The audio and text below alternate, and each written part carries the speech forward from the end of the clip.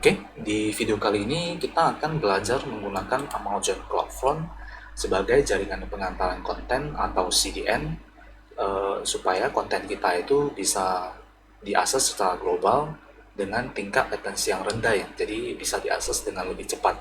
Kenapa bisa begitu? Karena CloudFront itu dia memiliki 225 point of presence yang saling terhubung melalui backbone AWS ya, sehingga user dari seluruh dunia itu dia bisa akses ke konten kita itu dengan lebih cepat karena konten kita itu akan di cache di semua point of presence yang di sini. Nah, di video kali ini kita akan mengaplikasikan Amazon CloudFront ini ke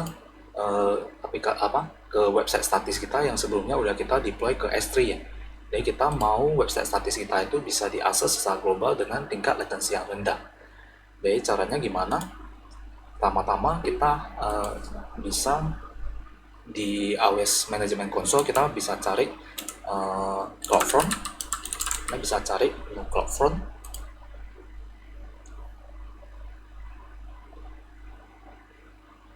Oke, kemudian kita akan create CloudFront distribution.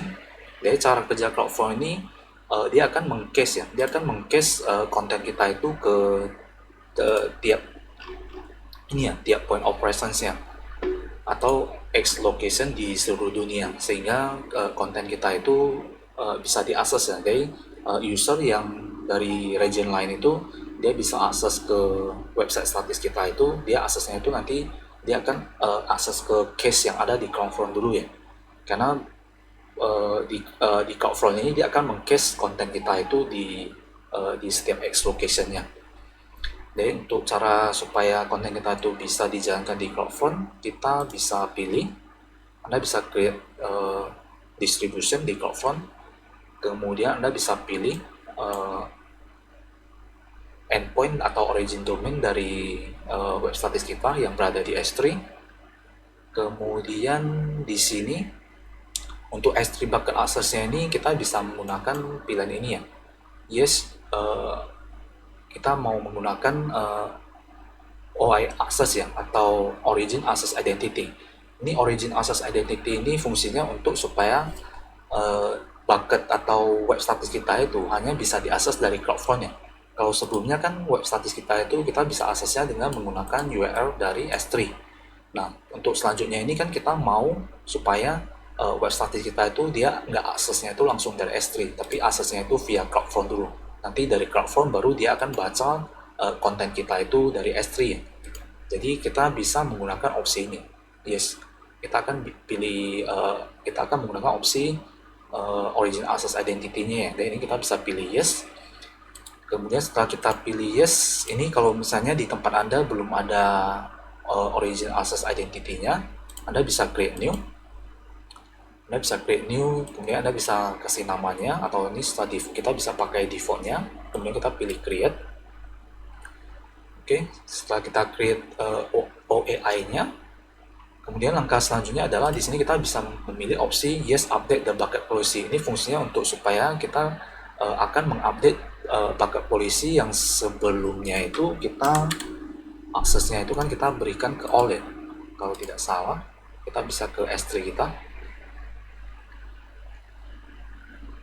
Oke, kemudian kita lihat di bagian bucketnya, di bagian permissionnya.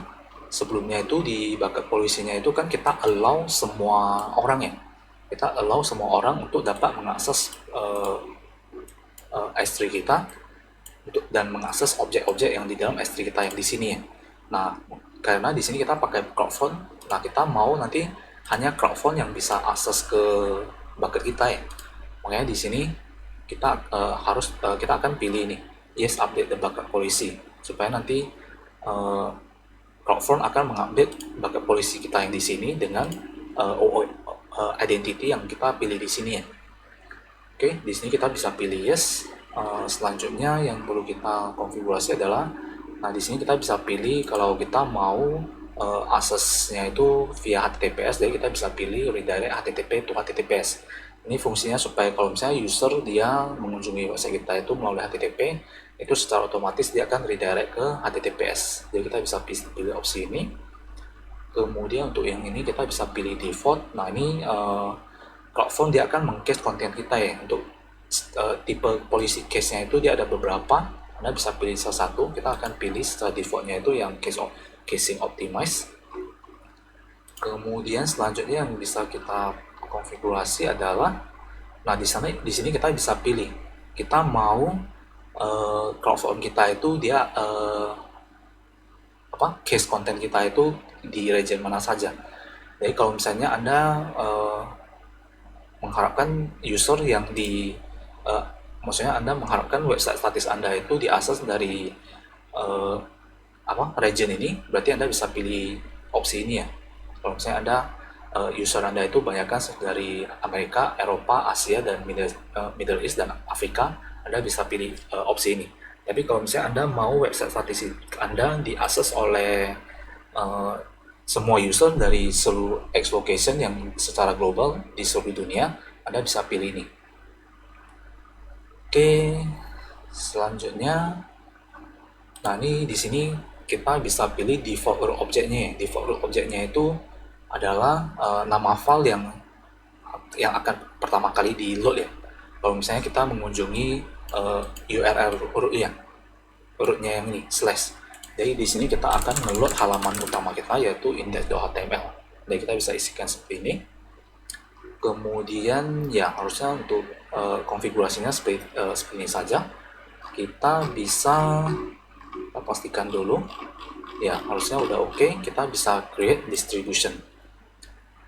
Nah, setelah kita klik create distribution, maka CloudFront dia akan membaca konten kita dari S3, kemudian dia akan deploy ke setiap point of presence-nya. Jadi dia akan konten kita itu akan di-deploy di setiap edge location-nya, supaya nanti user pada saat dia akan akses dari case yang di-deploy oleh CloudFront-nya.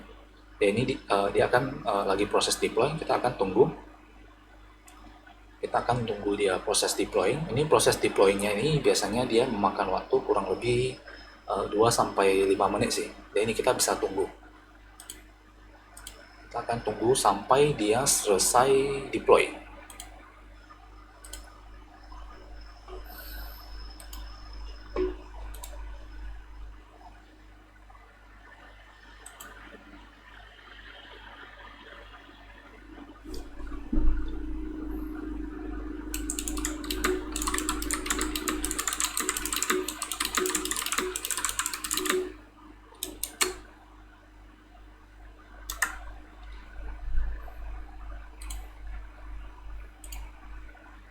Oke, masih proses deploying.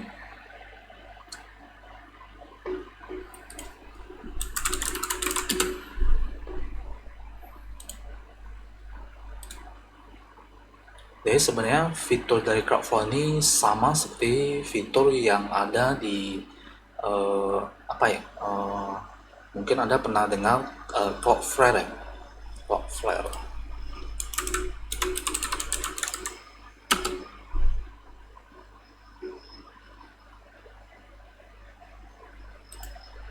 Iya, sebenarnya fiturnya itu sama seperti yang di Cloudflare.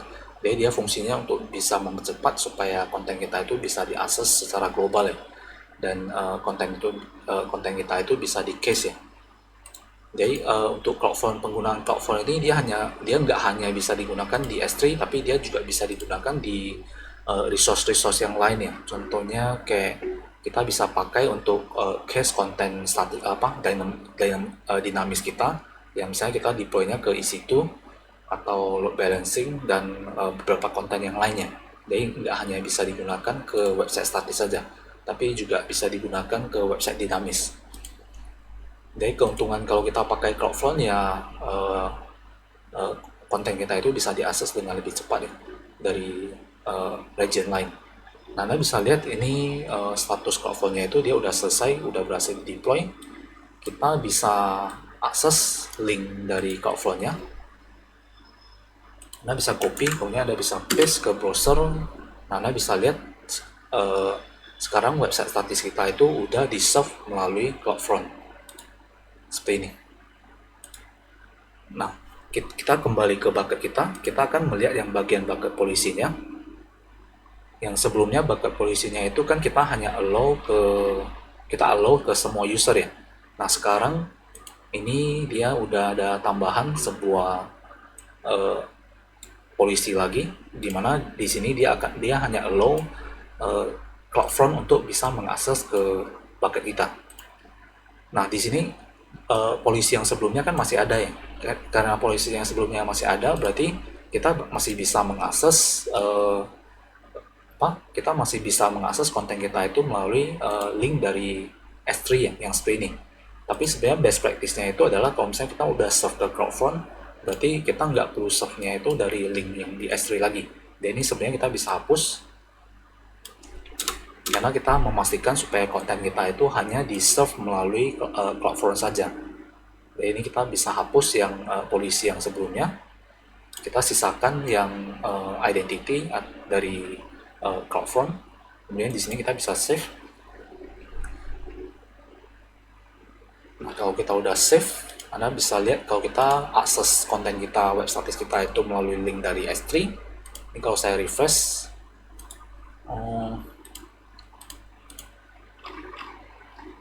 coba saya tes.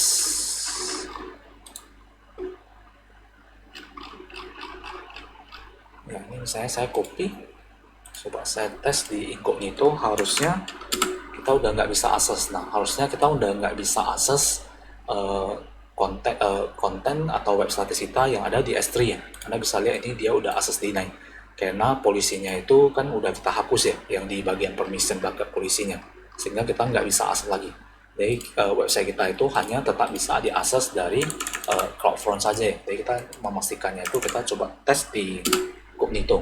Anda bisa lihat website kita itu hanya bisa diakses di CloudFront. Jadi best practice-nya itu adalah seperti ini. Kemudian selanjutnya itu adalah ada satu hal yang perlu kita setting lagi, adalah dimana pada saat kalau misalnya dia user mengunjungi website dengan link yang salah, misalnya contohnya tes, dimana tes itu linknya nggak ada. Nah ini kan dia akan mengembalikan error access denied nih. Jadi sebenarnya kita bisa bikin supaya errornya itu dia lebih bagus, jadi dia nggak nampil error access denied, tapi dia nampilin halaman 404 ya. Jadi kita bisa konfigurasi supaya nampil halaman 04-nya, kita bisa konfigurasi di CloudFront. Di CloudFront, di bagian error pages, di sini kita bisa create custom error pages. Kemudian di sini kita bisa pilih untuk yang forbidden access, maka kita akan customize error response-nya itu kita akan baca dari file 404.html. Jadi di bucket kita yang sebelumnya kan kita ada sediakan sebuah file 404 ya. Jadi kita bisa bikin supaya kalau misalnya error code-nya itu 403, maka respons yang akan ditampilkan itu adalah halaman 404 ini. Kita bisa create custom error. Oh, ini mau pakai slash. Jadi slash 404.html, kemudian kita create custom error. Nah, setelah kita create, CloudFront dia akan update lagi ya, dia akan update ke semua point of presence atau edge location-nya itu supaya konten kita itu diupdate ke yang terbaru ya, konfigurasinya itu ke yang terbaru. Jadi kita bisa tunggu lagi proses deploy-nya. Jadi proses deploy-nya ini agak lama karena dia akan deploy ke global ya, ke global dan ke seluruh X location-nya. Oke, kita tunggu ya proses deploying.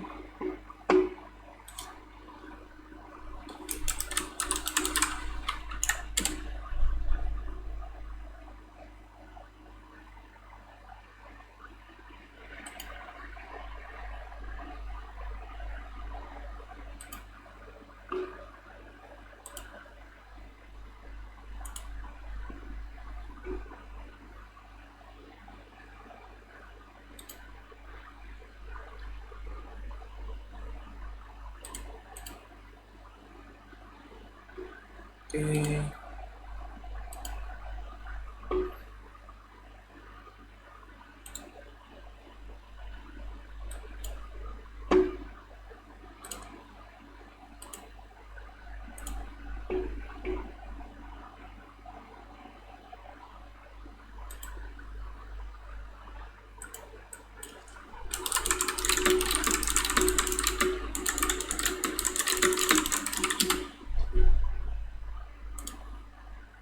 masih proses deploy. Untuk videonya itu Anda bisa fast forward saja selama proses deploy-nya. Oke, ini dia masih proses deploy.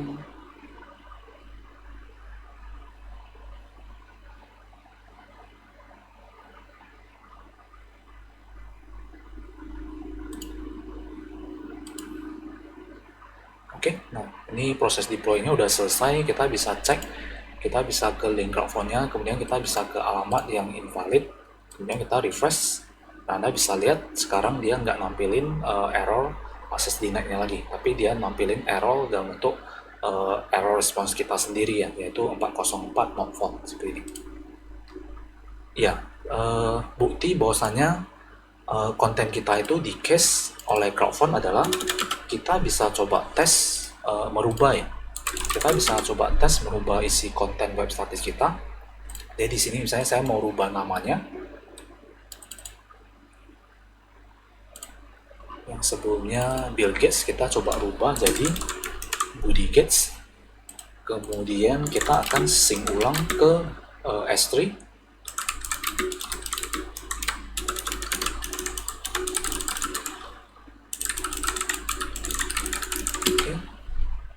Oke, kita sync ulang filenya itu ke S3. Nah, ini udah sync. Ini kalau kita refresh, Anda bisa lihat ini kontennya itu masih nggak berubah. Ini menunjukkan bahwasannya konten kita itu di cache oleh crowdfund-nya. Jadi biasanya crowdfund itu dia akan mengupdate cache-nya itu sekitar beberapa jam kemudian ya. Jadi dia nggak langsung update ya. Tapi kalau misalnya kita cek di bucket kita,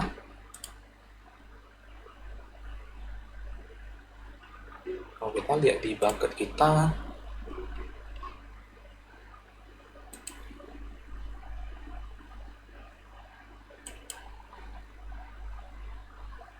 nah, Anda bisa lihat di bucket kita itu kontennya itu dia sebenarnya udah berubah, yaitu yang sebelumnya Bill Gates jadi Budi Gates. Tapi website yang atau konten kita yang kita akses melalui crowdfund itu dia nggak berubah, karena ini dia di cache. Ini untuk supaya akses konten kita itu bisa lebih cepat ya, karena dia bacanya dari cache, dia nggak baca langsung ke originnya, yaitu dia nggak baca langsung ke S3-nya. Oke, untuk video tentang penggunaan crowdfund dengan S3 sampai di sini. Kita akan jumpa lagi di video berikutnya.